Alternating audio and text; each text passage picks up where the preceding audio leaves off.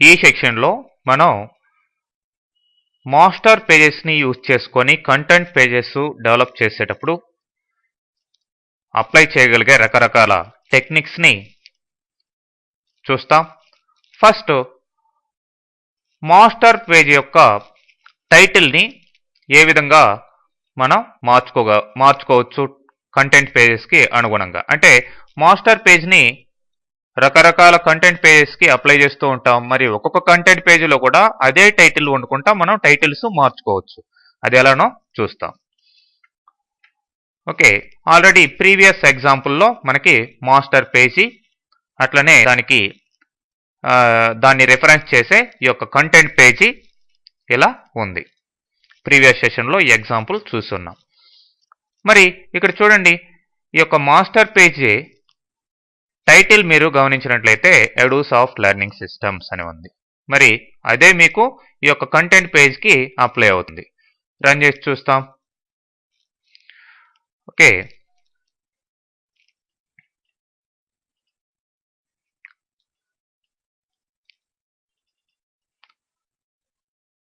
So some control not available అని వచ్చింది. Previous ఎగ్జాంపుల్లో మనం ఎక్స్ట్రాగా కంట్రోల్ ఏదో యాడ్ చేస్తున్నాం.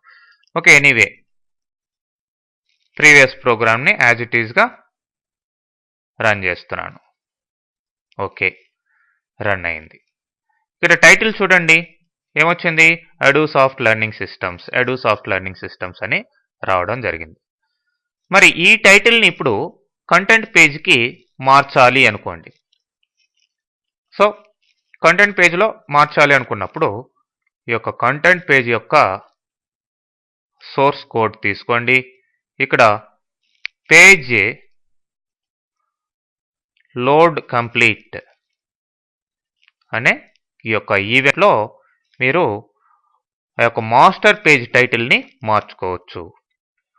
మాస్టర్ డాట్ అనిచ్చి page dot title equal to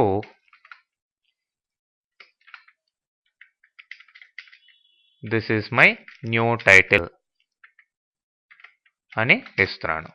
so ఇప్పుడు రన్ చేసి చూడండి, ఈ యొక్క పేజ్ లోడ్ కంప్లీట్ అయినప్పుడు మీకు ఇంతకు ముందర ఉన్న ఓల్డ్ టైటిల్ పోయి చూడండి this is my new title అని రావడం జరిగింది.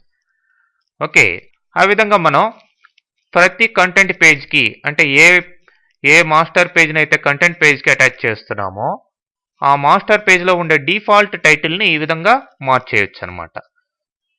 ఓకే, మరి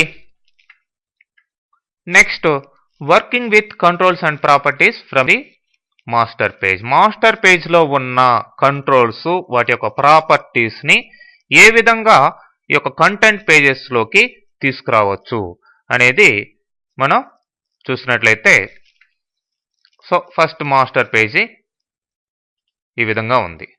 మరి దీంట్లో ఇక్కడ ఎక్స్ట్రాగా ఒక కంట్రోల్ని పెడుతున్నానండి. లేబుల్ అనే కంట్రోల్ని ప్లేస్ చేస్తున్నాను. మరి ఈ లేబుల్లోకి ఈ యొక్క పేజీ లోడ్ అయినప్పుడు అంటే మాస్టర్ పేజీ లోడ్ అవుతున్నప్పుడు సమ్ టెక్స్ట్ వచ్చే విధంగా నేను ఇక్కడ కోడ్ రాస్తున్నాను. Label 1 dot text equal to this is from master page అని ఇచ్చాం.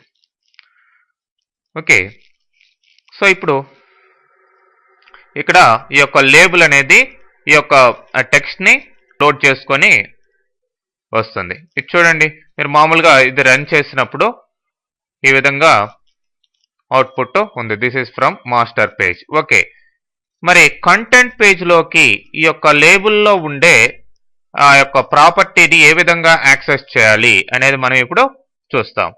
మరి కంటెంట్ పేజ్లోకి ఎలా తీసుకోవచ్చు అనేది గమనించినట్లయితే నేను ఇక్కడ ఎక్స్ట్రాగా కంటెంట్ పేజ్లో ఇంకొక కంట్రోల్ని ప్లేస్ చేయబోతున్నాను. లేబుల్ 2 అనే కంట్రోల్ని ప్లేస్ చేస్తాను. లేదంటే ఇక్కడ ఉన్న లేబుల్ కంట్రోల్కి కావచ్చు, లేదంటే ఈ యొక్క బటన్కి కావచ్చు, దేనికొక దానికి అప్లై చేద్దాం అక్కడ ఉన్న టెక్స్ట్ని. సో అలా అప్లై చేసేదానికి మీరు ఇక్కడ కోడ్ రాయడం జరుగుతుంది. ఓకే, ఇప్పుడు బటన్ 1 అనే దాని మీద టెక్స్ట్ని మారుస్తామండి. Button 1 dot text equal to C type అనే ఫంక్షన్ని వాడుతున్నాను. So C type master dot find control. ఏ కంట్రోల్ని ఫైండ్ చేయాలి? అక్కడ లేబుల్ 1 అనే కంట్రోల్ని ఫైండ్ చేయాలి. ఓకే, మరి లేబుల్ 1 అనేది ఏ టైప్ ఆఫ్ కంట్రోల్? ఇది label type of control. So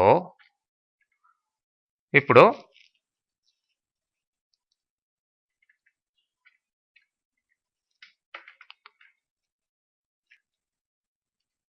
ఇక్కడ దీన్ని క్లోజ్ చేసేస్తాం.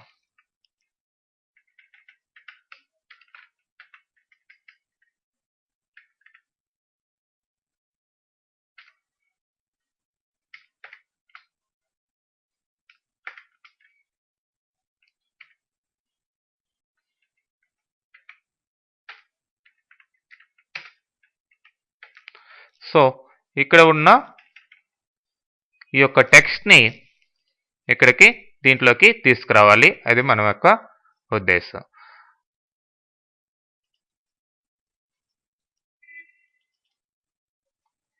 సో ఇక్కడ సమ్ ఎర్రర్ అనేది షో చేయడం జరిగింది.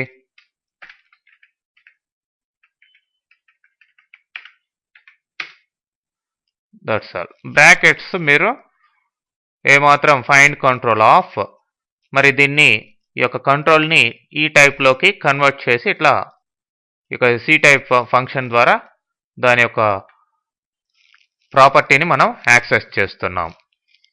సో ఇది ఈ సి టైప్కి ఫస్ట్ పారామీటర్, ఇది రెండో పారామీటర్ ఇది అనమాట. సో ఇక్కడ బ్రాకెట్ ఇక్కడ క్లోజ్ చేసేయాలి. ఎనీవే ఇప్పుడు ఆ యొక్క లేబుల్లో ఉండే టెక్స్ట్ బటన్లోకి రావాలి. సో రన్ చేస్తున్నాను.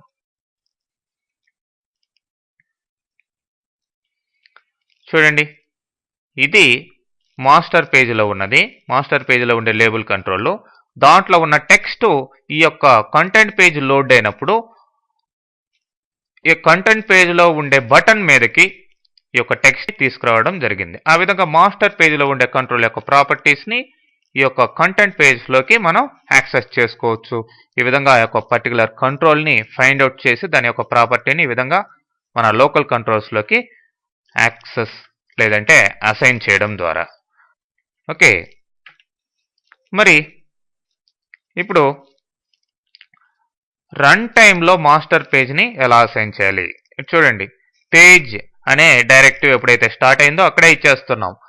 Master page file equal to అని ఆ యొక్క ఫైల్ నేమ్ని ఇచ్చేస్తున్నాం. ఇప్పుడు నేను దాన్ని రిమూవ్ చేసేసానండి.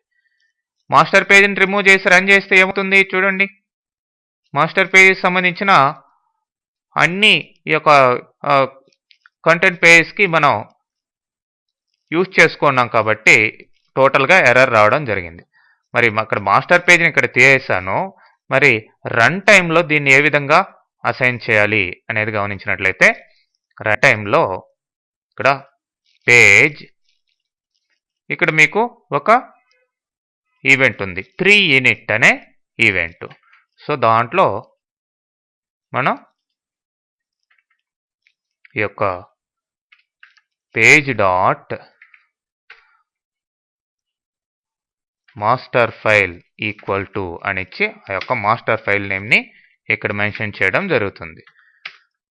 సో ఈ పేజ్ ఇనిషియలైజ్ కాకముందరే ఈ యొక్క మాస్టర్ పేజ్ని మనం ఇట్లా అసైన్ చేస్తాం.